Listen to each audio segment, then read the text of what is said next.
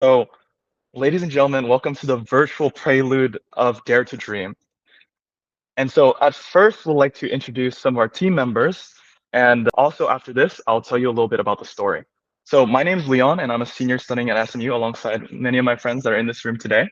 Everyone, my name is Daniel Juarez. I am also a senior here at SMU. Hi, everyone. It's so nice to meet you. My name is Joyce Sun, and I'm a junior at SMU. Hello, everyone. My name is Justice Woods, and I'm a senior at SMU.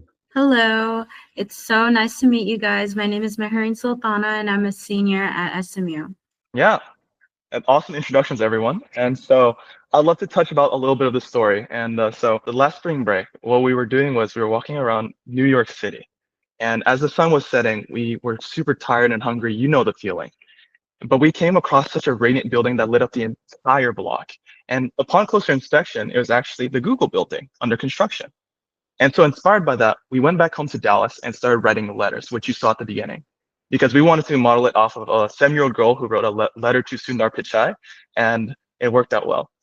But in our case, you can imagine where that led us. Unsuccessful as we went, we approached some barriers and also some difficulties throughout our year of trying to make this event happen.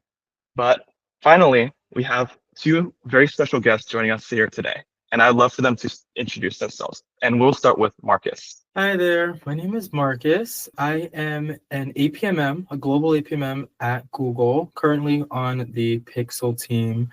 And I've been here for a year, graduated a year ago as well. I went to school over in Florida at Florida Atlantic University. And super excited to share any insights that I can today and just be as helpful as possible. APMM is the early career marketing program that they have at Google. So it stands for Associate Product Marketing Manager. And I was also an intern, APMM intern back in 2022 on the Android team. And that essentially like via performing well in that, I got the return offer now full-time APMM here at Google.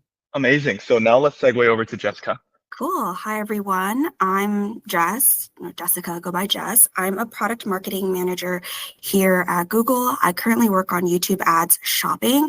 I actually joined the APMM program 2 years ago, and I graduated half a year ago. So I've been at Google as a whole for 2.5 years. It's how me and Marcus know each other. So I started with the early career program, and I've been graduated now. Great. So today we'll be going through questions revolving around your specific journey, personal life and values, as well as the concept of just dreaming big in general, and finally end off with a little bit about life at Google. So now I'll pass it off to Daniel to talk about your journey. Perfect. So one of the things that we want to highlight and why we're doing this event is because we know that although we have very big goals and dreams, every one of us, we know that we all have different journeys, right? So today we want to just highlight your specific journey. And I have 3 questions that I want to ask you. So the first question is, what experience or turning point in your life led you to where you are today? So feel free to start. Feel free to both of you answer this question. Cool. I guess I can start. So I would say probably 2 major turning points. The first one, I mean, you guys are college students. I do think choosing the college you go to is a huge part of like 4 years of your life and shapes who you were. So I went to Northeastern University in Boston, and I was a FAFSA kid, and Northeastern was a private school, and my family took a really big risk to send me to the school. And I ended up doing like everything I could because I was like, oh my God, I'm here. I need to like maximize on everything. I used to like sit at the dining hall for like breakfast all the way into dinner and just be like, I need to maximize food. I traveled abroad 3 times. I like worked 3 different jobs. Basically, because I was like, maybe it's like the Asian me was like, I need to make this worth it, like worth what I'm paying for and the value. So that was a major one. And I think at that time, after I graduated, I actually had half a year where I wasn't sure what I was doing. And I really questioned and regretted whether or not I went to the right college and took the right risks. But looking back now, I guess like coming out of it, I think the main thing was that I really loved my experience at Northeastern. Like regardless of wherever I ended up, I learned so much. I've been to so many countries, and that was something that like I had to learn to appreciate, you know, like that destination of wherever I ended up didn't matter if I really loved my journey and the people that I met. So I would say that was number one. And number two, I was a entrepreneurship and marketing major. The marketing was an add-on because everybody said entrepreneurship majors were like literally jobless people. So they were like, you need to have skills. So I added marketing because I couldn't just be an entrepreneurship major. And I faced a lot of like doubts because like in the business world, finance is like, oh my God, everybody wants to be a finance major.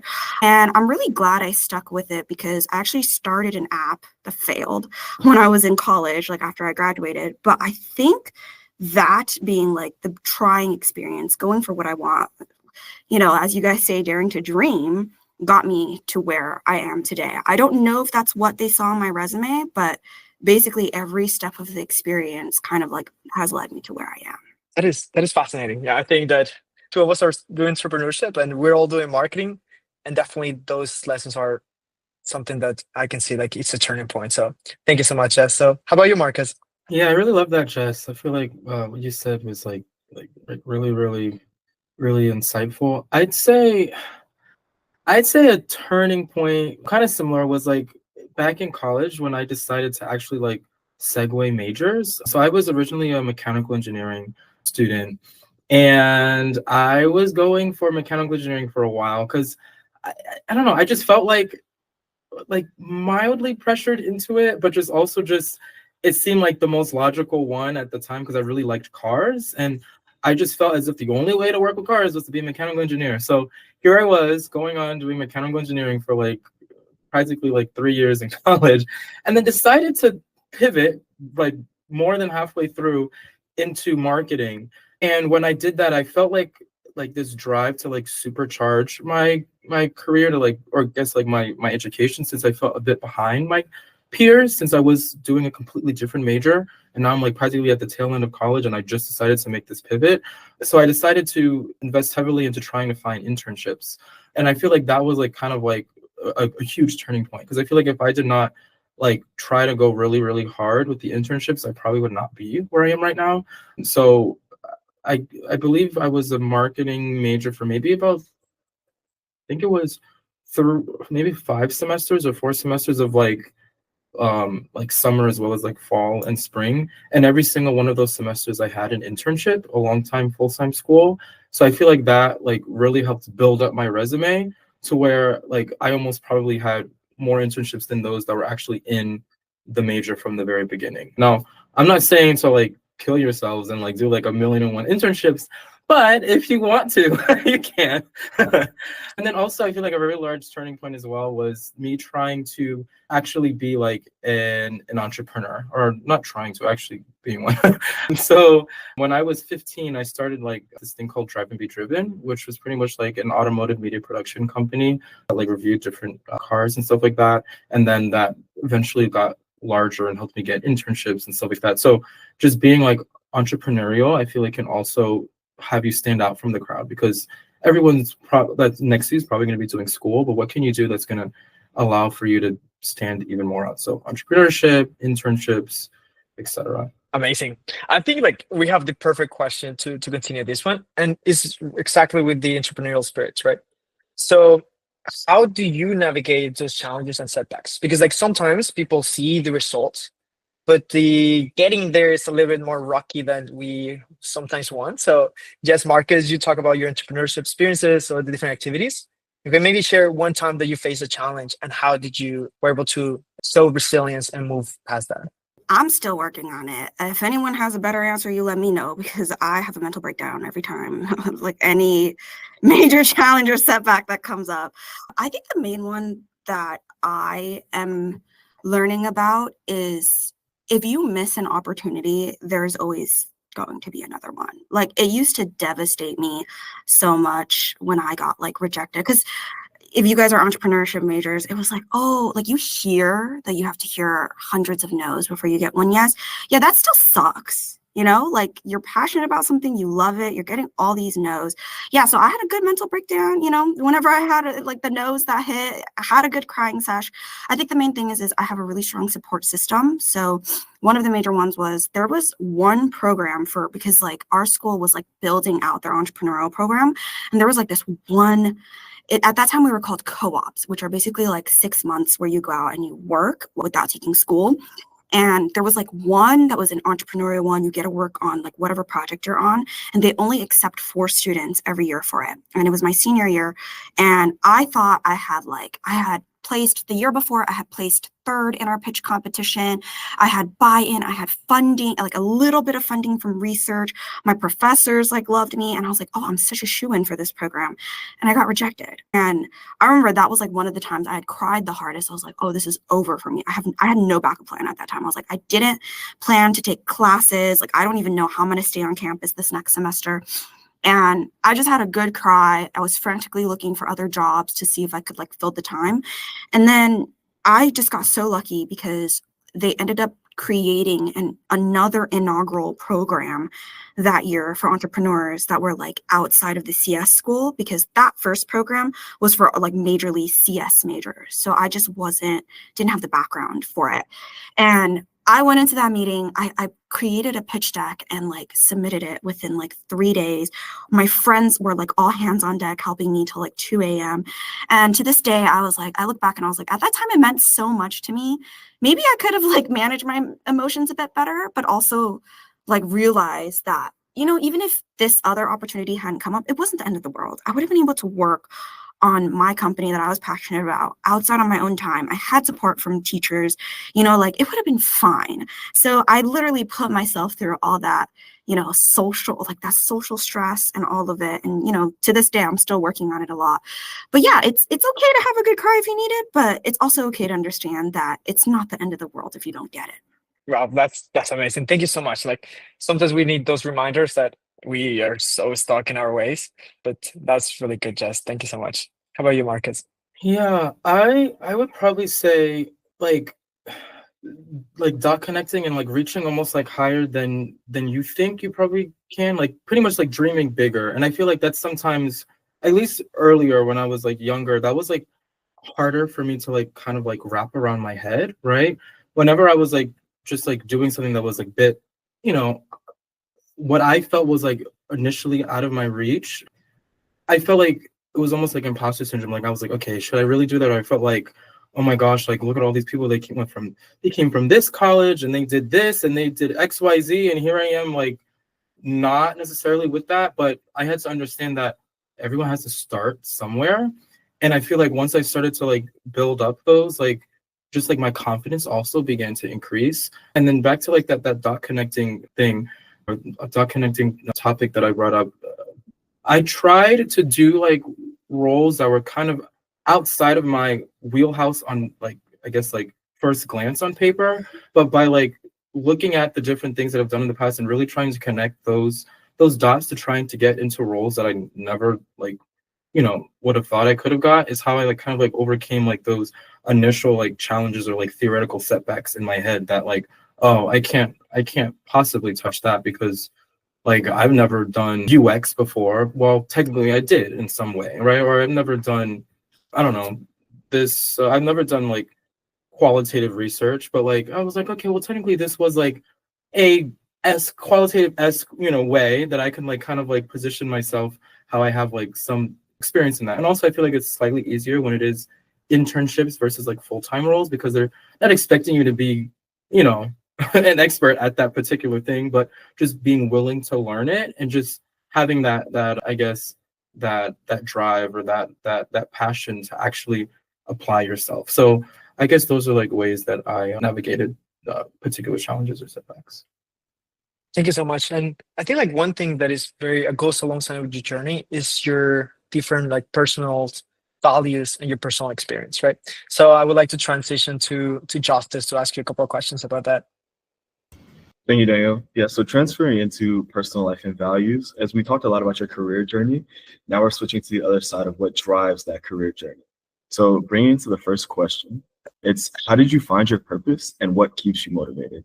I'll start with you, Jess. Okay, cool. Dang, Marcus, you're gonna get some more time to think about this one.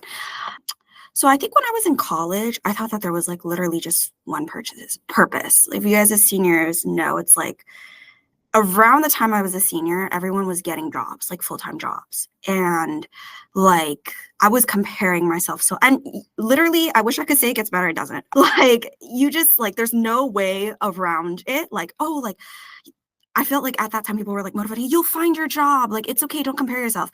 I still always ended up comparing myself. It was just like the nature of being in college and being in close proximity. So it's okay. Embrace it. Like, however, but I think the one thing I wish I had like just really, really understood was that life is a marathon. You know, if you don't get the best job out of college, that is literally fine. Like, who cares if somebody else is coming out with like a big 4 internship or like internship convert to full-time somewhere else and you're not there yet? Like, you can end up wherever you need a year later or 10 years later, you know. And that was like really hard for me because when I graduated, I was so burnt out from like working on my app. And then I had like wanted to graduate and work on it, and I hadn't gone anywhere with it. I didn't have the funding to pursue it outside of college. And my team basically after graduation dissipated. So I was like back to ground zero, and I was like, okay, well, now I have to apply to jobs. And I was an entire pretty much semester late. So I got really lucky that through my work and things like that, somebody had referred me to a private equity firm, and they were like a startup, didn't even have like I was like their first ever hire. And it literally wasn't prestigious at all. No one knew the name of the company. No one knew what I was doing. And I walked out and I was like, also like literally making almost internship level money. And I was like, and in every sense of a world, I felt like I was failing. Like, I went home, I was living at home for another half a year, and I felt super stuck. And I saw people like, where I was at, people moved to New York and people were like living their life in New York, you know, they were graduating, doing all of this. And I felt super stuck. And it's okay to feel that way. And if you feel like you're not moving, all you can really do is to just keep going. There's nothing that you could tell yourself that makes it like, for me at least, let me not be so demoralizing. There's nothing to me that I felt like that other people said or that I said to myself that would make myself feel better. It was literally getting myself out of the situation. So what I was doing was, my sleep schedule at the time was like so messed up because like honestly, I was anxious, I was depressed at where I was at. And I was like, oh my God, I should be like having a set schedule and applying to jobs from like 9 to 9 every day, like how people should do it. Why am I not doing this? And I couldn't do it. So what I did was I was getting up at like 3 a.m. and with these random bursts of energy and just applying to random jobs on LinkedIn during that time. I did like what I could at that time. And that's what I think kept me motivated, was just like, I need to get out of this situation that I'm at. So I think, like, not to say like depressing story, it was like for there are like different paths that everyone take outside of graduation. And it's okay if yours is not like the super glamorous one the minute you graduate, because you don't know where you'll end up in 5 years. You don't, and like 10 years, you literally don't know where your life is going. Like, you guys see us at Google, I don't know where I'm going to be in 2 years. You know, maybe I won't be here anymore. I could be doing something completely different. And that is completely okay, because like, as long as you feel like you're pursuing the path that you are going for, that's like the most important. So if your purpose changes, if you feel like you're stagnant, it's okay. Just kind of like get through it, like get through the hardest part of it. And when you get on the other side, you'll be fine. Everyone will be fine. Thank you so much, Jess. That was extremely insightful. And I love how you touched on every one of our core pillars of action, purpose, and grit in that response. It was perfect. Amazing. Now we're going to, okay, Marcus, did you have a reply to that question? Running a little bit short on Yeah. time. So. Oh yeah, no worries. Found my purpose. This is really interesting. I guess I'd just say like staying true to myself, right? And like just understanding that like I, do have what it takes, right? Like I feel like everyone can like just like kind of have that belief, like, okay, it is gonna just be like, as long as you believe in yourself, then you're despite like the exact current state you're in, but if you have like that visualization of like where you can be, right, and you keep on making those strides and those efforts to reach that level, then that's like, I guess, like a pretty large, like, I guess, like purpose, like pillar or like element of me. Like I want to always continue to like drive and like reach farther. And then what keeps me motivated is honestly like I just like constantly like trying to do new things. I'm the type of person who likes to like do just different things, and this is like both work and outside of work. So like having like a third space. So like I love to like do like karaoke and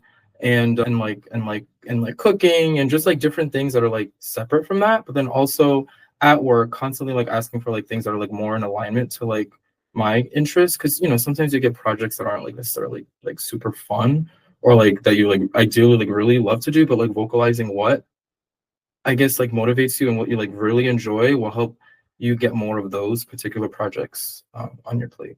Thank you. That was an amazing response. And just a little side note, I love karaoke as well. That was like one of my favorite side activities. But now we're going to transition into a little bit of a break. Yeah, thank you guys so much for this. This is like, you guys are doing great things, and best of luck on your journey. See you later, Marcus. Thank you so much for Alright. joining, Jess. We appreciate it. Thank you. Now that we're jumping back into it, we're going to transfer into one of the core identities of Dare to Dream, which is dreaming bigger. For this section, my friend Mehari is going to go over it, and I'll let her introduce the section. So from the last segment, it's clear that finding balance and between personal values, career passion is key to living a fulfilled life. And hearing about how each of you, Jessica, and you, Marcus, that balance, that it's truly inspiring. So we're all big dreamers here, and hearing your stories navigate that balance is truly inspiring. And you mentioned that people should dream bigger. So what actions can people take?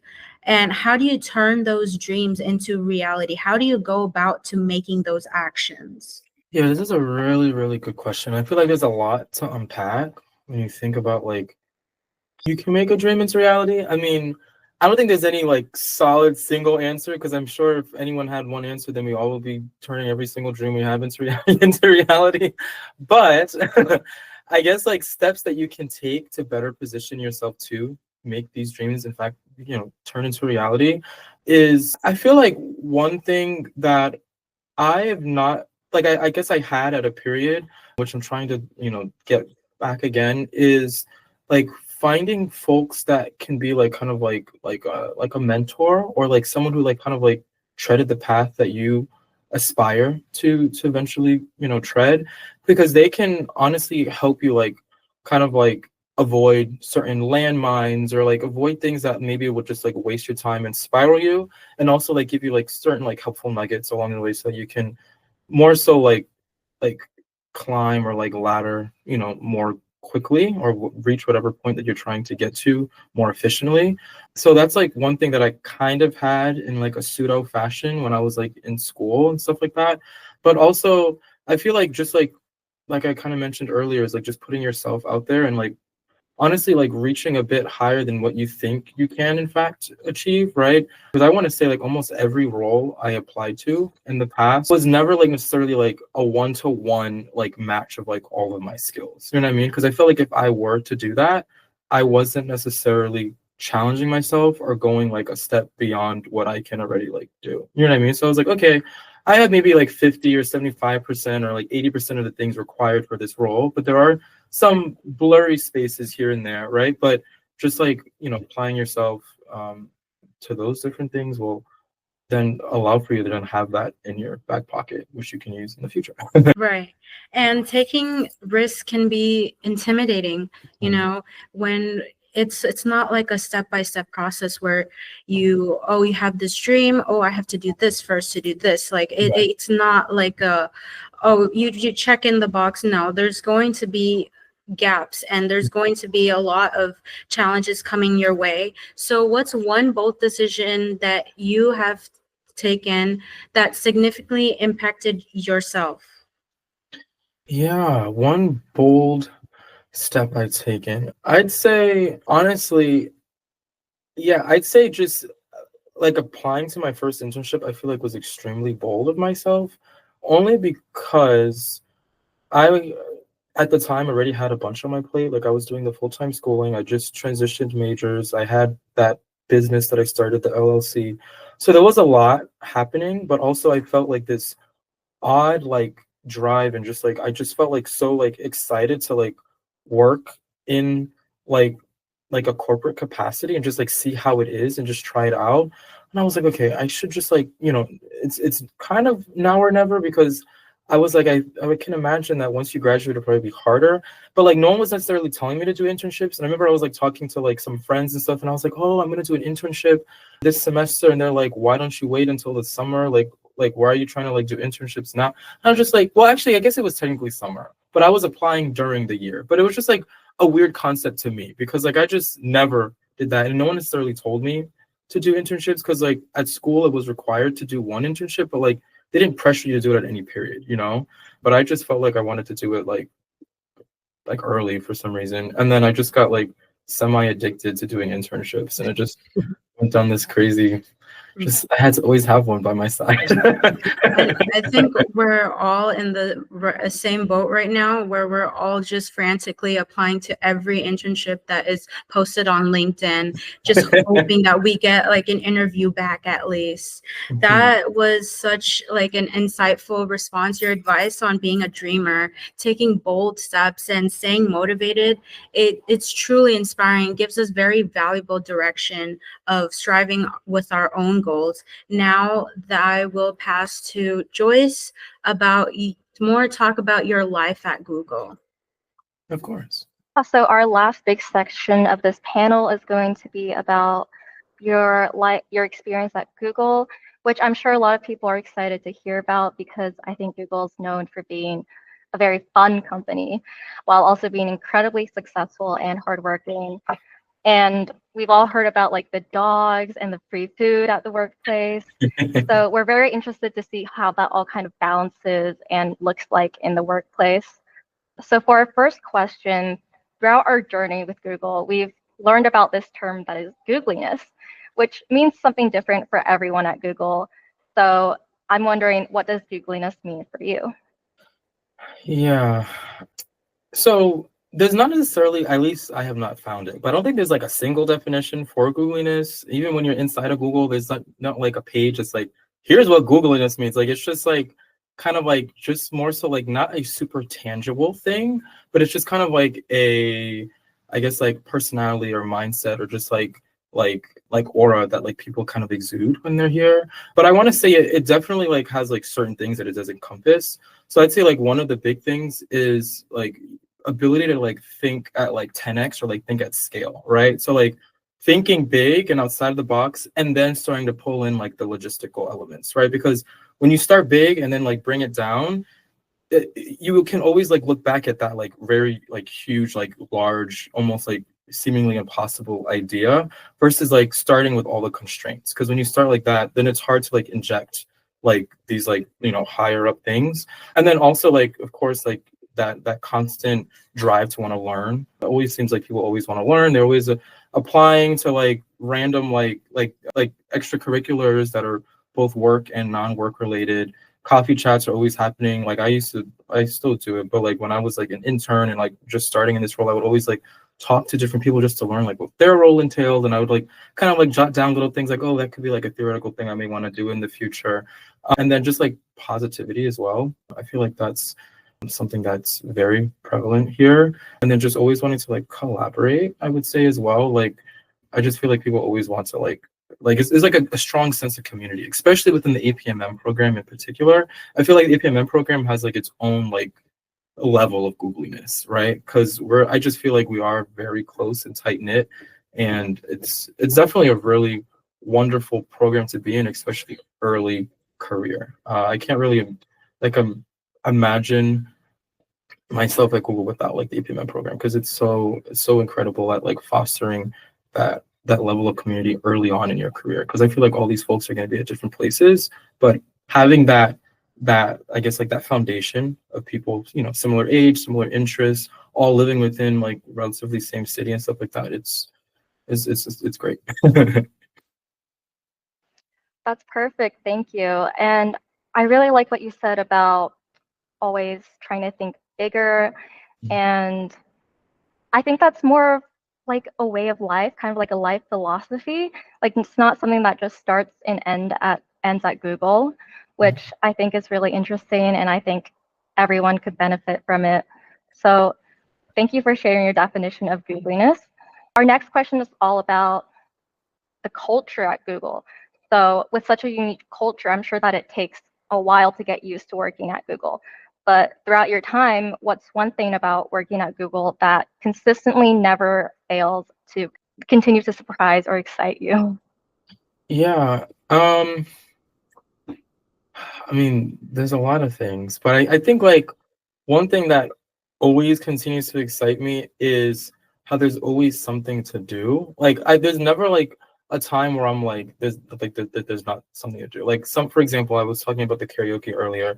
They have this open mic like thing that they do every month, but like I guess they do it at different hubs, and I'm in San Francisco, so I had no idea this was a thing until like 3 months ago, and I was so excited. I was like, they never failed to impress me. I was like, oh, okay, so now I have something fun to look forward to every month. Like I the first time I was extremely nervous. The second time I was also pretty nervous. But the third time I actually became a volunteer for it. So now I help them with like the soundboard and like different things that I also would then go on stage. That's what I did the last time. So I guess like breaking out of my comfort zone, because I wouldn't say I definitely get stage fright, but putting myself into that, and like just being surprised by how that is here at Google, I feel like just like pushed me to want to continue to go. And there's like a bunch of other instances of that, but I feel like that's the first one that came to my mind. We're gonna have to get Justice to one of those open mics. Yeah. But that's really cool. I think it's great that you always have something to do and always something to look forward to. I think especially with a company as hardworking as Google, it's important to have these things, especially to build that sense of trust and community with the people that you work with. Our next question is about celebrating diversity. So whether it's diversity in where people come from, what they've been through, or what they're passionate about, we really want to be able to recognize that success can come from any walk of life. And how has Google's commitment to diversity personally benefited you? And how does it affect your team dynamics? Yeah, this is a really good question. And I feel like it's something that Google does extremely well to ensure that, there is in fact diversity in the workforce. And I mean, at the end of the day, the products that are being used by Google are being used by everyone. So making sure that we have, a nice balance of those folks in the room is like extremely important. I think one of the initial things that I want to mention is the Bold program. So that was the name of the internship. And in Bold internship is kind of like a bit of, I don't want to say it's a diversity like internship, but like they try to like pull people that are, like of course like more of like that diverse set. And then also like actually like at Google like now we have like various different like forums that like we like submit content through, like depending on like what team you're on or whatever, and like these forums will like check these the different content and campaigns and stuff like that to ensure that they do in fact reach our levels of like diversity and inclusivity, so that everything that we're like putting out there reflects that. So that's like another thing that we make sure that like our work actually does that. But also even from like from teammate enablement, we also do a lot of I guess like diversity stuff. So I reached out to my team to ask if I can go to Afrotech, and they are pretty much funding me to go to Afrotech, which I'm like, extremely grateful for. And I feel like that's just another sign of them like showing how they do like support like that diversity. And they're like, yeah, go ahead, go to Afrotech, share your findings from Afrotech, but we'll, fully support you, to go and fund the trip. So it's really good that at the root of it, that diversity is in fact there. And it's not so much an injected thing that's just like randomly like scattered, but I always feel it like every day, which is good. It's funny that you mentioned the Bold internship because I actually just applied to that. Oh, really? And yeah, for a marketing role. But I was also in the Bird Immersion program, which kind of just introduces you Yes. to the Bold internship. Yeah, so I definitely know what you mean by like diversity is in the roots of Google and not just injected into it. Right. Yeah, so thank you for that answer. It was really insightful. I'm going to pass it off to Leon now or Daniel. Daniel, yeah. I'm going to pass it off to Daniel so that he can wrap us up. Awesome. Perfect. Honestly, Marcus, this has been an amazing conversation. And just to conclude, we're really excited to ask you this last question. So the reason behind it is because we know that you have a lot of experience. We talk about the internships, we talk about the process. You have like a really interesting perspective of so many backgrounds. I want to ask you this question. If you could leave students with one thought or piece of advice about pursuing their dream, what would it be? That comes from your perspective as a student, your perspective as a professional, your perspective as a dreamer. What is that advice that you would give to students? Yeah, I feel like this, I guess, like narrative or answer was kind of, sprinkled throughout the entirety of this. But I'd say, like, just like continually like believe in yourself and like keep like I mentioned before, like keep on reaching higher or like above what you think is achievable, right? And I feel like I've always had that mindset, especially like the more I've gotten into my career, I've tried to continually do that and like learn things, or I guess like don't be afraid to, I guess, like learn horizontally. I'm trying to see how I can describe this, but like I feel like everyone's always trying to move up, up, up, but there's a lot of like horizontal learning that you can do that may result in, I know this is going to sound really figurative, but may result in like a diagonal move. You know what I mean? Which is still up, but also horizontal. And I feel like people are always just kind of like focused on one lane, but you can like kind of like, don't be afraid to almost like diversify yourself. Now, don't diversify yourself like so much to where you don't have any like, exact skill, but like try that diversification so you can, in fact, especially now that you're early in your career, like see what you really like and see what you don't really like before you fully commit to something. Because once you get a full-time job, it's way harder to back out of it than if you're in an internship, because it's such a short stint.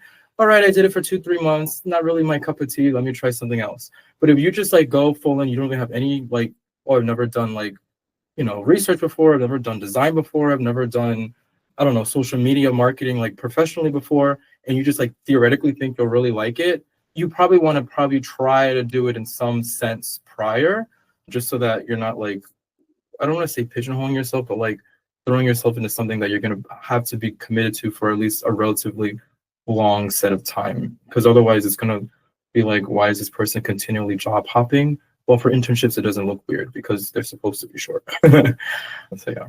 That's amazing. Thank you so much, Marcus. Of course.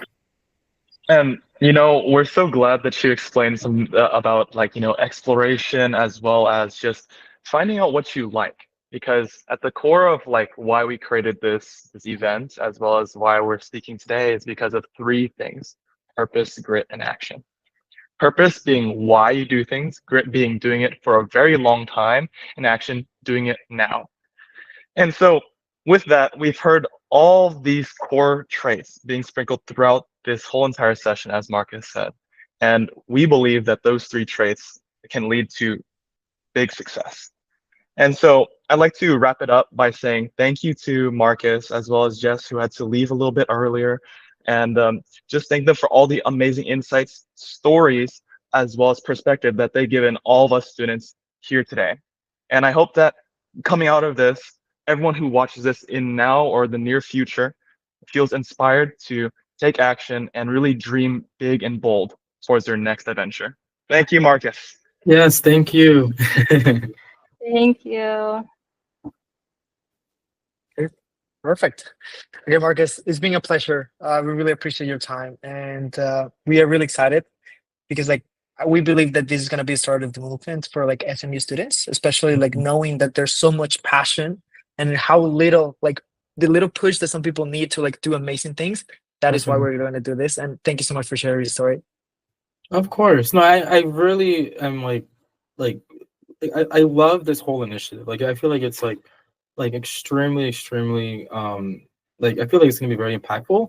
And I agree. Like when I was in school, like there wasn't like a lot of like this, especially in like the marketing space. Cause yeah. So I just feel like having this to really push yourself, right? Or just have like even if it just puts like a little thought in your head, like all you really need is that, right? Because then I feel like just even being aware of it is just like a whole other thing. Because when I hear about something, then I could do the rest. You know what I mean? But like, I just need to like become aware of something. When you don't know about something, there's no way you can even make action on it because you don't know about it.